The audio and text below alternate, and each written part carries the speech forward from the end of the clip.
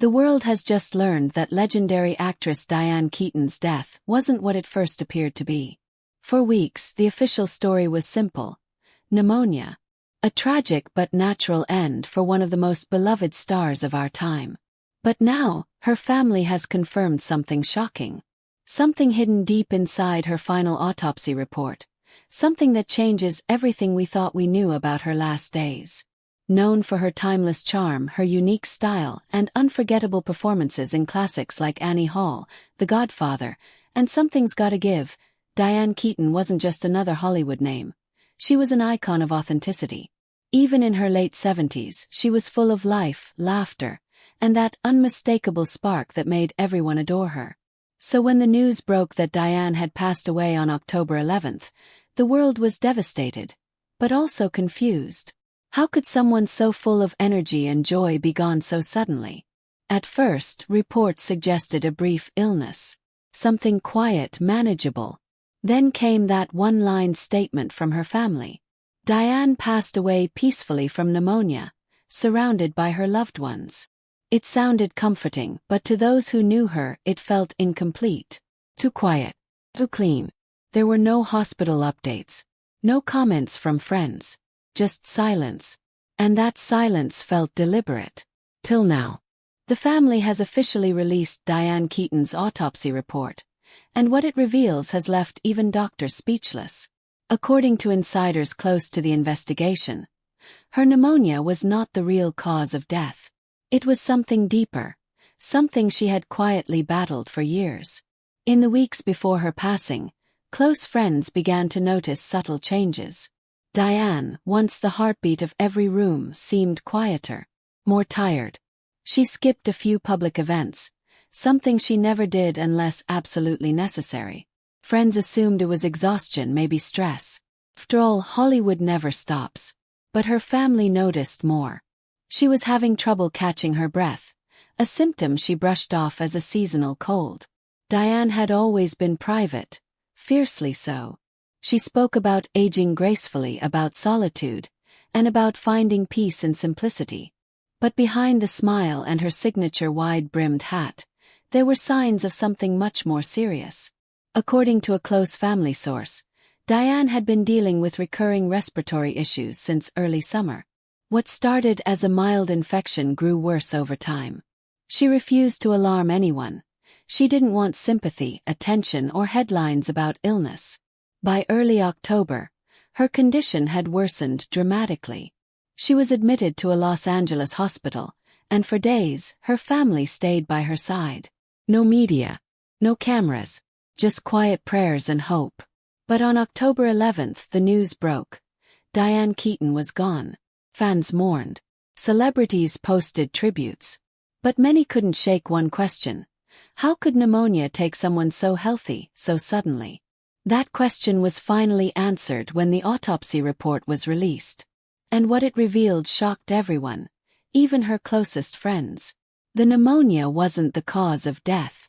It was a symptom of something far more serious. According to the medical examiner's findings, Diane Keaton had been living with pulmonary fibrosis, a chronic lung disease that slowly scars and weakens the lungs, making it harder to breathe over time. For those who don't know, pulmonary fibrosis is a silent killer.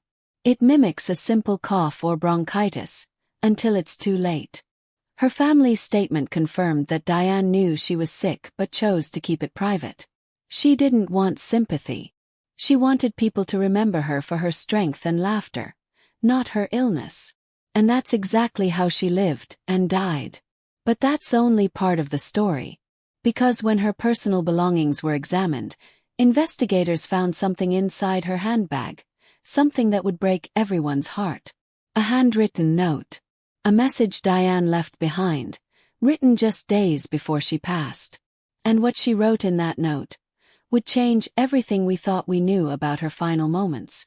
When investigators opened Diane Keaton's small leather notebook, they found a handwritten note, carefully folded, written in her familiar looping handwriting. It wasn't addressed to anyone, no dear family, no to my fans. It read more like a conversation with herself. According to her family, the note said, "I've lived a full life, filled with love, laughter, mistakes, and miracles. If my time is ending, I only hope people remember me for how I made them feel, not for how I left. Those few lines brought tears to everyone who read them. It was pure Diane, humble, honest, and deeply human. In the same notebook, she had written a small list titled Things I Love. Her morning coffee, her garden, her old movies, her grandchildren's laughter. Even as her health declined, Diane Keaton chose gratitude over despair. Her family confirmed that she wrote that note just days before her passing, aware of how serious her condition had become, yet at peace with it. When the note was shared with her Hollywood friends, tributes poured in. Al Pacino, her Godfather co-star, said through tears, "She had this light. No matter what she was facing, she made you believe life was still worth living." Meryl Streep and Warren Beatty echoed similar words, remembering her not for fame, but for her warmth and soul. Fans began leaving flowers and handwritten letters outside her Los Angeles home. Some notes simply said, "We remember you for how you made us feel." Soon Diane's final words inspired an online movement. The hashtag #RememberHowYouFelt began trending, a tribute to her message of love and human connection. But the story doesn't end there.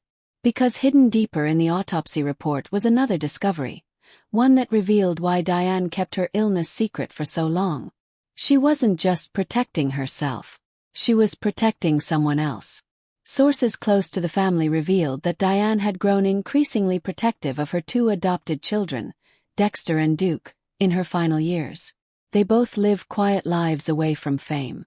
Diane feared that if her illness became public, paparazzi and gossip would swarm, bringing chaos to their peace. A close friend said, "Diane didn't fear dying. She feared being remembered for her illness. She wanted her children to inherit her strength, not her pain." That was Diane, always putting others first.